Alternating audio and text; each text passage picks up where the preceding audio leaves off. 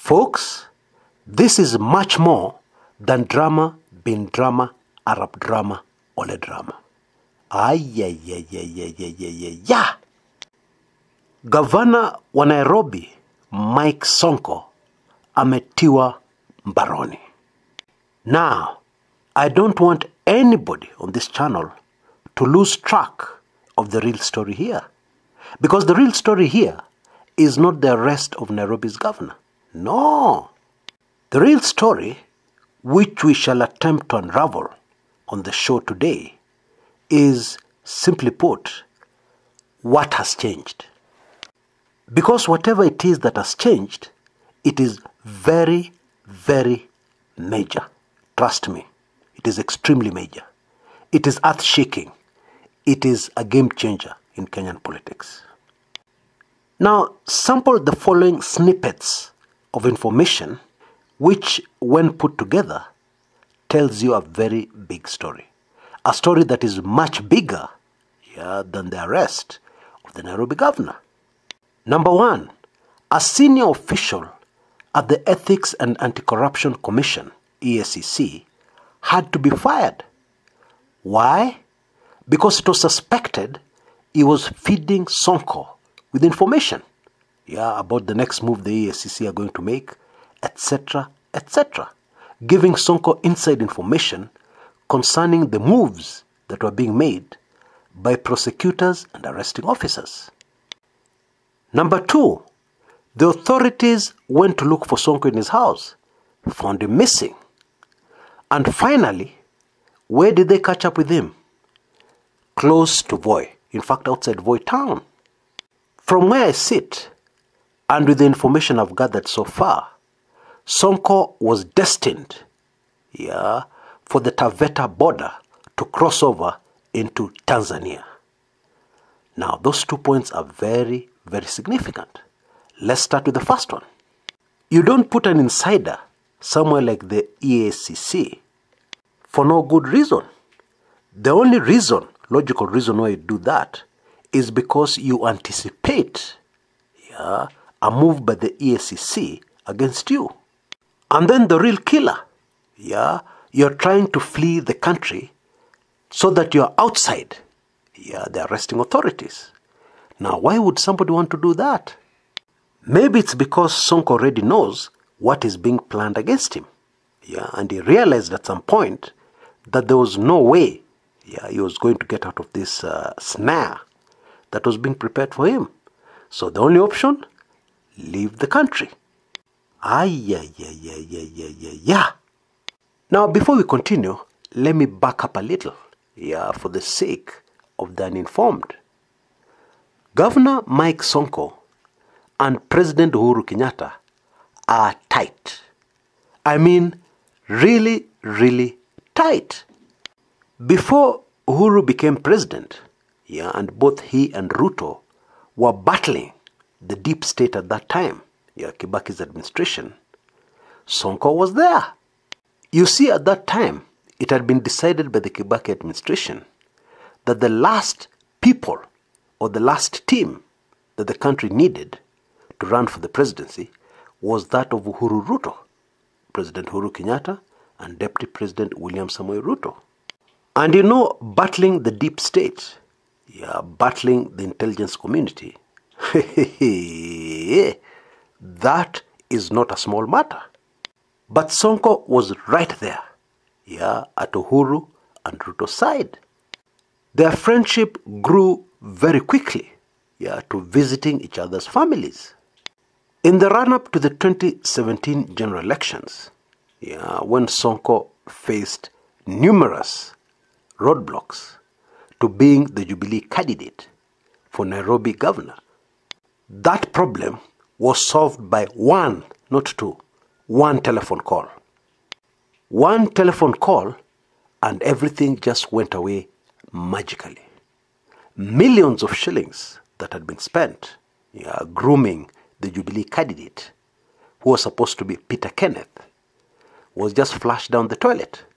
And everything went away, and Mike Sonko smoothly sailed through the Jubilee nomination and through the elections that followed to become Nairobi's second governor. And so, from that story, you already know Vindu Pichenjanga. In other words, something very major has changed. Now, we know that Mike Sonko is a fighter. Yeah, he does not go down quietly. That is well known. And therefore, we must speculate that at some point, the governor was approached and asked to step down and leave quietly. And knowing Sonko, he rejected the offer. Even when he was taken into custody, he went fighting all the way. At some point, he had lost one of his shoes. Yeah, he was hitting out at officers and everybody and anybody who was trying to get hold of him. So much so that he started sweating profusely. Hii Kenya yetu, wa? Now, before we proceed, let's talk about the little issues that I know many are following. But according to me, they are of no significance, because this is a matter of national interest. It's not anything to do with Nairobi, I assure you. Sonko had no deputy. Therefore, there's nobody to take over in acting capacity. However, constitutionally, what is supposed to happen? Speaker Elachi is likely to act as governor for 60 days. Now, those of you who are following events in Kenya will know that this lady has gone through a lot recently. And only very, very recently returned to City Hall. And anybody, and I mean anybody, can be excused for assuming that this was very well choreographed in anticipation of the removal of the governor. Some people say that the only solution to having a governor in Nairobi is to have an election. If those people are right, then folks, there's much more drama on the way. Because Nairobi politics currently ni moto ya kuotea Mombasa, saa zile hiyo moto iko Nairobi. In other words, sio moto ya kuotea mbali. No, you'll get burnt. It is not the kind of fire to warm yourself from far. Fire is not good enough. And just to give you a hint, the two most influential gentlemen in Kenya at the moment at City Hall are, wait for this one, William Samoei Ruto and Agwambo. Or Tinga. Or usione simba imenyeshewa ukadhani ni paka. Now, in case you have the memory of a mosquito, these two gentlemen have just emerged from a very bruising political battle in a place called Kibra. Now, let me illustrate that even further. You have two gentlemen who are fighting, and one of them has been hit very badly and is bleeding profusely. And then the referee declares the other gentleman who's not bleeding the winner. But then the crowd has not had enough. And therefore, after a very brief rest, wounds stitched and so on, painkillers used here and there, the referee declares a rematch immediately. And so, this man who has been defeated is coming back to the ring with Masira Mingi. You know, it is very easy to deal with a lion which is not wounded. But a wounded lion, I'm sure you get the point now. And so, my friends, if an election is declared in Nairobi for a new governor, let me just put it the Kenyan way. Hiyo itakuwa mambo ingine. So, back to Mike Sonko. In all likelihood, the governor will be arraigned in court on Monday, and then we'll know what the charges are. And it is easy to assume, because of the involvement of the ESCC, that the charges will be corruption related. Now, there's something else that has changed in Kenya recently.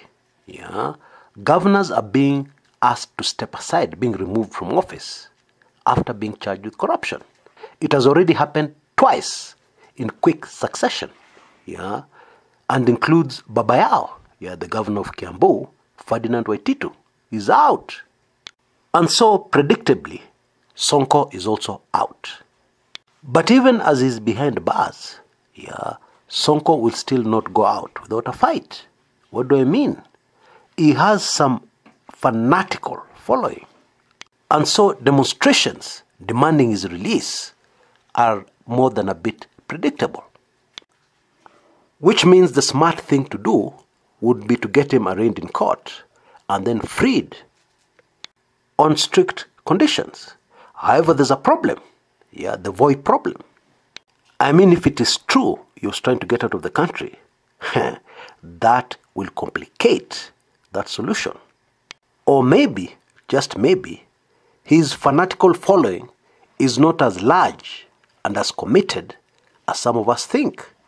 That is also possible. And indeed, it is possible that by the end of next week, Sonko will be a distant memory, insignificant to the goings-on in Kenyan politics and in Nairobi. We will just have to wait and see. But having said all that, here is the real bombshell. We could be in for a very nasty surprise. And that is, it is possible that the charges that will be preferred against Sonko may not or may include other things apart from corruption. It is widely known that Bwana Mike Sonko is in fact an escaped convict. He did not complete his jail term a long time ago. But the past could catch up very quickly with Bwana Sonko in a very nasty way.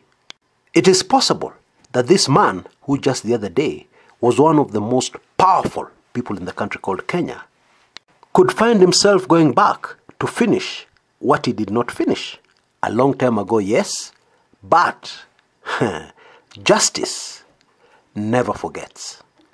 Now, before I go, there's a burning question very many Kenyans are asking, and it is simply this: when did the rain start beating down on Mike Sonko? What went wrong for this once very powerful man? Now, let me remind you of the time when Mike Sonko, alongside Iala legislator Simon Bogwa, launched an attack on Karanja Kibicho, who's the PS internal, and a lady, a mysterious lady known as Nancy Gitao. At that time, both individuals were firmly in Team Tanga and supporting Deputy President William Samoei Ruto. Now, that was sometime in 2018.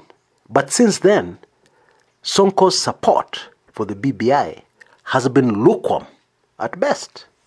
The Nairobi governor has made very serious effort to disassociate himself from Team Tanga. Some of my sources claim that in fact Sonko has remained in Team Tanga quietly, secretly. Some even say he has been a mole for Team Tanga deep in the BBI. Now, whether that is true or not, it is rather obvious that his attacks at the faces of the deep state in Kenya could not have done him any good. I mean, it should be rather obvious you don't do such things and remain unscathed for long. There's no way. Unfortunately, for some of these very powerful posts, you could have gotten a degree very quickly from some university somewhere. But at the end of the day, you need to be a very deep thinker. And you need to have all your ducks very neatly in a row and to understand your situation very, very precisely. Otherwise, what has happened to Bwana Sonko could easily end up happening to you. The Nairobi governor is by nature very erratic and very emotional. And he tends to make decisions and act very emotionally, without thinking through a lot of the issues he handles. And more importantly, thinking through where he stands politically. It is a rule of thumb in politics anywhere in the world that when your enemies smell blood anywhere close to you, most probably you're finished. And so to survive in politics, you have to make sure that there's no smell of blood anywhere near yourself. And to do that, I'm afraid you need to think ahead. You need, in fact, to be a very deep thinker. In retrospect, I believe it was inevitable that a shallow thinker such as Mike Sonko, very good-hearted, very good to the poor, philanthropic and all that, and a good man, but his deadly sin was shallow thinking. I think looking back, it was inevitable, that his run at City Hall would end in the way it seems to have ended. Very dramatically, in a remote area in Taita Taveta County, wearing a white t-shirt that somehow got torn in the fracas, and a track bottom, sweating buckets and hitting out and fighting in vain when the fight was already over. Now, I've delayed weekly intelligence briefings number 25 to include some very hot information from this latest development of the Sonko arrest. I will release that hot number tomorrow. Sorry for the delay, but better to get a well-cooked meal than to get a meal that is uncooked too early or on time. And so I highly recommend that you take advantage of our special offer that could end at any time, to become a member of the weekly intelligence briefings and Club 1999. Use the email address you can see on your screens right now. But what I can tell you on this public channel is the following.